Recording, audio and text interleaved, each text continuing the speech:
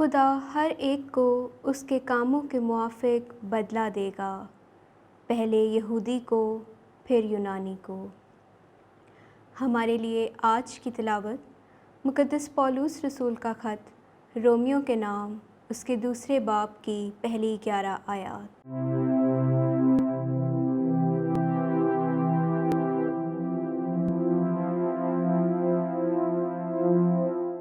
اے انسان، تو جو عیب لگاتا ہے، تو کوئی کیوں نہ ہو، تیرا کچھ عذر نہیں، کیونکہ جس بات میں تو دوسرے پر عیب لگاتا ہے اس کا تو اپنے آپ کو گنہگار ٹھہراتا ہے، کیونکہ تو خود بھی وہی کام کرتا ہے جن کا عیب تو لگاتا ہے۔ اور ہم جانتے ہیں کہ ایسے کام کرنے والوں پر خدا کی عدالت حق کے موافق ہوتی ہے۔ اے انسان، تو جو ایسے کام کرنے والوں پر عیب لگاتا اور خود وہی کرتا ہے، کیا یہ خیال کرتا ہے کہ تو خدا کی عدالت سے بچ نکلے گا؟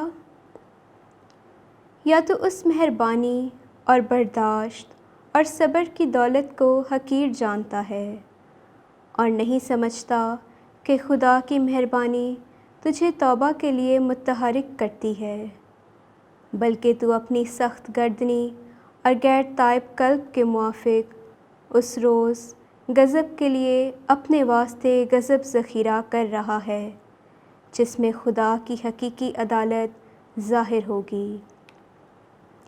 وہ ہر ایک کو اس کے کاموں کے موافق بدلہ دے گا، جو نیکوکاری پر قائم رہ کر جلال اور عزت اور بقا کے طالب ہوتے ہیں ان کو دائمی حیات دے گا، مگر جو ضدی اور حق کے نافرمان بلکہ ناراستی کے فرما بردار ہوتے ہیں ان پر غضب اور قہر ہوگا۔ مصیبت اور رنج ہر ایک بدکار کی جان پر آئے گا، پہلے یہودی کی پھر یونانی کی۔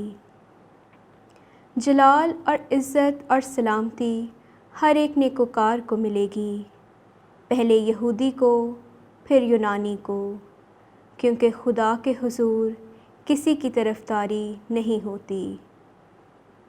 پاک کلام کے پڑھے اور سنے جانے پر خدا کی برکت ہو، خداوند کا شکر ہو۔ جماعتی زبور اور ہمارا جماعتی جواب ہے: اے خداوند، تو ہر شخص کو بدلہ دیتا ہے۔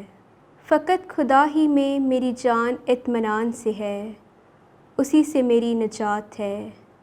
فقط وہی میری چٹان اور میری نجات ہے، وہی میرا حصن ہے، مجھے ہرگز جنبش نہ ہوگی۔ جماعتی جواب: اے خداوند، تو ہر شخص کو بدلہ دیتا ہے۔ اے میری جان، فقط خدا میں اطمینان سے رہ، کیونکہ اسی سے میری امید ہے۔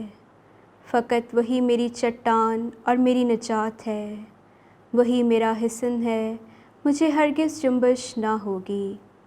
جماعتی جواب: اے خداوند، تو ہر شخص کو بدلہ دیتا ہے۔